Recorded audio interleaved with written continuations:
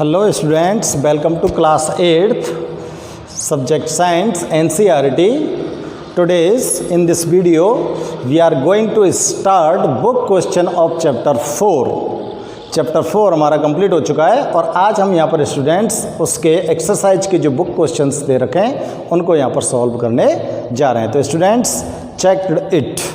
First question आपका है कि which of the following can be beaten into thin sheets.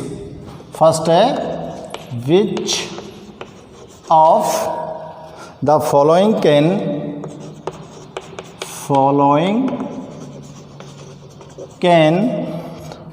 be beaten into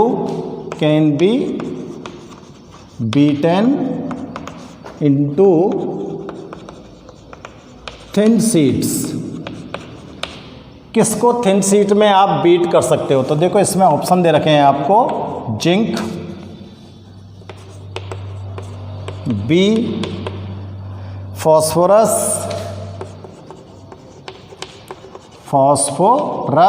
C sulphur और D oxygen. कौन सा option सही होगा? Option A, because this property is called malleability. ये जो क्वेश्चन है ये प्रॉपर्टी क्या कहलाती है? मेलिएबिलिटी। और मेलिएबिलिटी की जो प्रॉपर्टीज होती हैं स्टूडेंट्स वो मेटल्स के अंदर होती हैं और इन चारों ऑप्शंस में यहाँ पर मेटल ओनली जिंक है, फॉस्फोरस नॉन मेटल है, सल्फर नॉन मेटल है, ऑक्सीजन नॉन मेटल है। ठीक है, नेक्स्ट क्वेश्चन चेक करते हैं। विच of the following statement is correct? Which of following statement is correct. कुछ स्टेटमेंट दे रखे हैं स्टूडेंट्स यहाँ पर, वो आपको चेक करना है। तो देखो पहला स्टेटमेंट है all metals are ductile. All metals are ductile. Ductility की प्रॉपर्टी होती है मेटल्स में। सेकेंड ऑप्शन दे रखा है all non metals are ductile. All non metals are ductile. बताने हैं आपको क्या नॉन मेटल्स भी डक्टाइल होते हैं? Generally metals are ductile. Generally metals are ductile. Metals ductile होती हैं जनरली। और फोर्थ ऑप्शन है some non metals are ductile. Some non metals are ductile. तो ये चार स्टेटमेंट आपके पास गिवन है और चारों स्टेटमेंट में से हमको जो करेक्ट स्टेटमेंट है उसको सेलेक्ट करना है। तो देखो यहाँ पर आप ऑप्शन ए, सभी मेटल्स जो होती हैं उनके अंदर डक्टिलिटी की प्रॉपर्टीज पाई जाती हैं। क्वेश्चन नंबर 3 चेक करते हैं स्टूडेंट्स। क्वेश्चन नंबर 3 आपका कहता है कि fill in the blanks. Fill in the blanks. Blanks को फिल करना है। इसमें ए दे रखी है आपको phosphorus is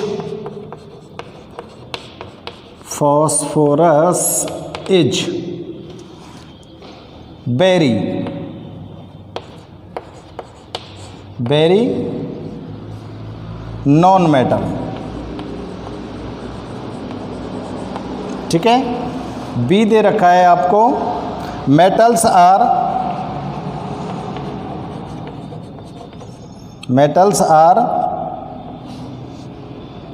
conductors of heat.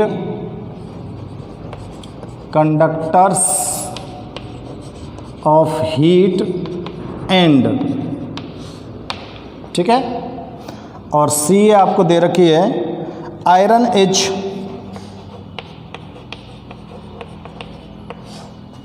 Is reactive than copper.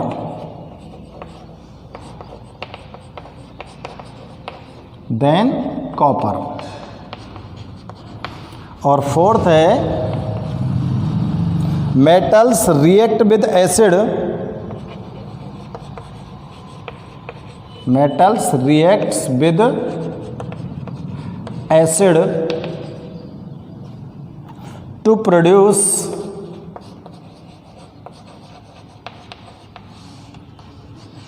Gas.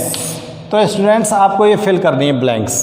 तो देखो, फॉस्फोरस एक ऐसी नॉन मेटल है जो बहुत ही रिएक्टिव होती है और उसे जैसे ही आप ओपन एयर में रखते हो तो तुरंत उसके अंदर एक्सप्लोजन होता है और वो फायर कैच कर लेती है, ठीक है ना, क्योंकि वो ऑक्सीजन के साथ करंटली रिएक्ट करती है तो वो फायर कैच करती है। इसलिए फॉस्फोरस को कहाँ पे रखा जाता है? वाटर के अंदर डिप करके रखा जाता है, ठीक है ना। तो यहाँ पर आएगा वेरी रिएक्टिव, पहली जो ब्लैंक है उसके अंदर क्या आएगा? वेरी रिएक्टिव, ठीक है। दूसरा देखो, metals are conductors of heat and electricity. देखो, metals are good conductor of heat and electricity. Heat और इलेक्ट्रिसिटी की बहुत ही गुड कंडक्टर होती हैं मेटल्स जो होती हैं, ठीक है ना। थर्ड में बढ़ो, iron is reactive than copper. तो देखो, आयरन जो होता है वो मोर रिएक्टिव होता है कॉपर से, तो इसमें क्या आ जाएगा? More reactive then copper. Fourth है, metals reacts with acid to produce, कौन सी गैस देती हैं? हाइड्रोजन गैस प्रोड्यूस करती हैं, ठीक है। तो ये आपकी ब्लैंक्स को हमने फिल कर दिया। ओके स्टूडेंट्स, अब देखो question number 4, make tea if the statement is true and F is it is fault. तो देखो, आपको ट्रू और फॉल्स लिखने हैं, ठीक है ना। टी एंड एफ इसको नोट करना है। स्टेटमेंट लिख रहा हूं मैं और उसके पीछे ब्रैकेट में लिख देना आप, तो सीधे सीधे true fault. Generally non metals react with acids, generally non metal reacts with acid. बताओ, जनरली नॉन मेटल जो होती हैं वो एसिड के साथ रिएक्ट कर जाती हैं, कर जाती हैं, इसलिए ट्रू। दूसरा है, sodium is a very reactive metal. Sodium is a very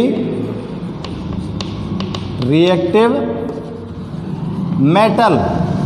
सही बात है, ट्रू है, बहुत ही रिएक्टिव होती है, ओपन एयर में रखते ही ये फायर को कैच कर लेती है। थर्ड है, copper displace zinc from zinc sulphate solution. Copper displace zinc from zinc sulphate solution. ये गलत बात है, क्यों?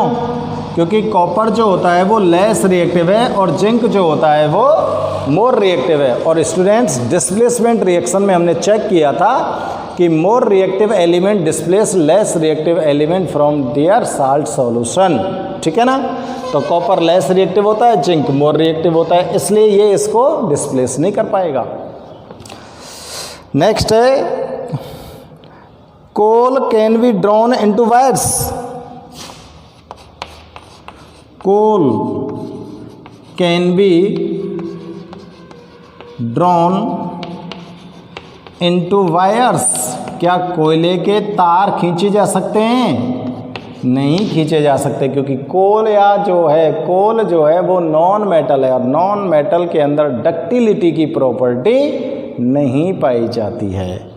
तो स्टूडेंट्स, ये रॉन्ग है, ठीक है ना। अब देखो नेक्स्ट क्वेश्चन देखते हैं। नेक्स्ट क्वेश्चन के लिए मुझे इसको इरेज करना पड़ेगा, तो फटाफट से आप नोट कीजिए इसको। देखो नेक्स्ट क्वेश्चन है students, question number 5। Some properties are listed in following table, distinguish between metals and non metals on the basis of these properties. तो क्वेश्चन नंबर 5 कहता है कि आपको कुछ प्रॉपर्टीज़ दी हुई हैं और उन प्रॉपर्टीज़ के बेस पर आपको मेटल्स और नॉन मेटल्स में डिफरेंस बताने हैं। ठीक है, तो यहाँ पर लिस्ट टेबल बना देता हूँ मैं, आप लोग टेबल बना लेंगे और उस टेबल के अंदर ये प्रॉपर्टीज़ को लिस्टेड करेंगे, ये प्रॉपर्टीज इसमें प्रेजेंट हैं या नहीं है। तो देखो पहली properties appearance, on the basis of appearance metals क्या होती हैं, मेटल्स आर साइन, ये साइन करती हैं, साइनिंग प्रॉपर्टी होती है, चमकदार होती हैं। और non metals these are not shine या साइनिंग, ये चमकदार नहीं होती हैं, ये साइनिंग होती है। ठीक है ना, अपीयरेंस के हिसाब से देखें तो मतलब अगर एक मेटल और एक नॉन मेटल तुम्हारे सामने पड़ी है तो उसके अपीयरेंस के आधार पर, on the basis of appearance, आप बताइए आपको मेटल्स कैसी लगती है, साइनिंग, और नॉन मेटल कैसी लगती है, नॉट साइनिंग। वो ग्रे या डार्क कलर की हो सकती है, ग्रे कलर की हो सकती है, डार्क कलर की हो सकती है, लेकिन साइन नहीं करेगी।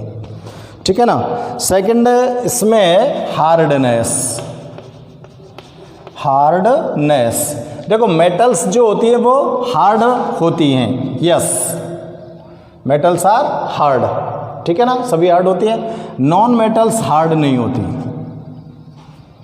दीज आर नॉट हार्ड्स, ठीक है ना, ये क्रैक हो जाती हैं क्योंकि जैसे थोड़ा सा प्रयास करोगे तो क्रैक हो जाएंगी, ये हार्ड नहीं होती हैं। थर्ड है मेलिएबिलिटी, मेलिएबिलिटी, मेलिएबिलिटी की जो प्रॉपर्टी होती है स्टूडेंट्स वो केवल मेटल्स के अंदर होती है, नॉन मेटल्स के अंदर ये मेलिएबिलिटी की प्रॉपर्टी नहीं होती है। This property is found in metals but not present in non metals. Clear है ना। फोर्थ देखते हैं स्टूडेंट्स डक्टिलिटी, डक्टिलिटी तो देखो डक्टिलिटी की जो प्रॉपर्टी होती है उसके थ्रू क्या कर सकते हो आप, डक्टिलिटी के थ्रू हम क्या कर सकते हैं, किसी भी सब्सटेंस के थिन वायर ड्रॉ कर सकते हैं, और थिन वायर ड्रॉ करने के लिए आप ओनली मेटल्स को यूज कर सकते हो, नॉन मेटल्स को यूज नहीं कर सकते। तो डक्टाइल प्रॉपर्टी जो होती है वो मेटल्स में प्रेजेंट होती है, नॉन मेटल्स में प्रेजेंट नहीं होती। यहाँ पर प्रेजेंट है डक्टाइल प्रॉपर्टी, यहाँ पर नहीं है प्रेजेंट, यानी कि आप एब्सेंट भी लिख सकते हो, this property is absent in non metals. Okay, और फिफ्थ प्रॉपर्टी की बात करें यहाँ पर तो वो है हीट कंडक्शन, हीट कंडक्शन। तो देखो ये गुड कंडक्टर होते हैं हीट के और ये बैड कंडक्टर होते हैं हीट के, होते हैं। 6 बात करें conduction of electricity, conduction of electricity. तो स्टूडेंट्स मेटल्स तो गुड कंडक्टर ऑफ इलेक्ट्रिसिटी होते हैं और नॉन मेटल्स पुअर कंडक्टर होते हैं। बैड लिख दो चाहे पुअर कंडक्टर लिख दो, कुछ भी लिख दो। तो स्टूडेंट्स ये टेबल आपको यहाँ पर बुक में बनी हुई है और उस टेबल में आपको ये 6 प्रॉपर्टीज़ नोट हैं ऑलरेडी, और इन प्रॉपर्टीज़ के बेसिस पर हमने मेटल और नॉन मेटल में डिफरेंस किया है, और जो मेटल और नॉन मेटल के जो प्रॉपर्टीज़ हैं उनको हमने स्टडी किया था चैप्टर के अंदर, उन्हीं के बेसिस पर हमने यहाँ पर ये डिफरेंस को डिस्टिंग्विश किया है। ठीक है students.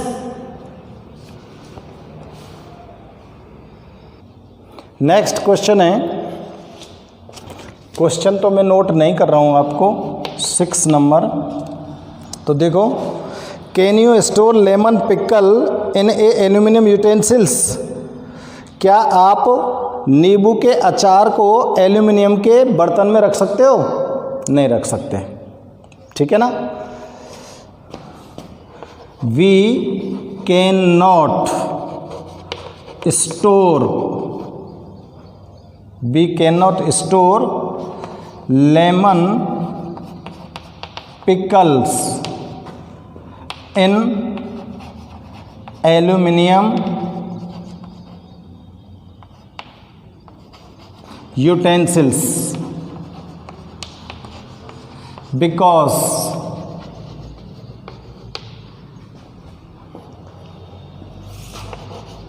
acid present in lemon which reacts with aluminium metal. मैं सिंबल नोट कर रहा हूँ बच्चों यहाँ पर एल्यूमिनियम का, एल्यूमिनियम मेटल एंड फॉर्म ए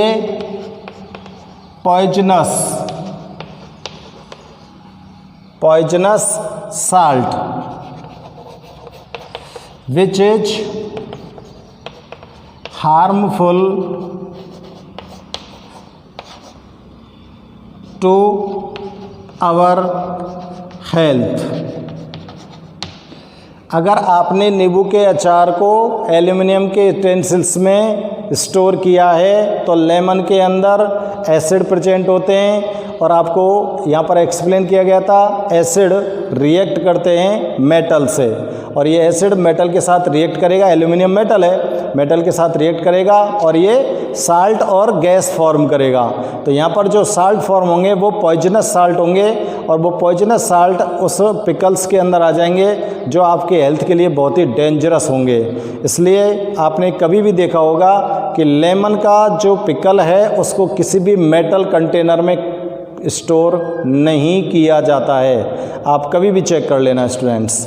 तो स्टूडेंट्स ये आपने कुछ आज बुक के क्वेश्चन सॉल्व किए हैं, बाकी के क्वेश्चन आपको चैप्टर के अंदर एक्सप्लेन कर दिए गए थे, और अगर ऐसा कुछ होगा तो आप कमेंट्स करके मुझे बता सकते हैं और मैं आपको और क्वेश्चन भी सॉल्व करा दूंगा। Okay students.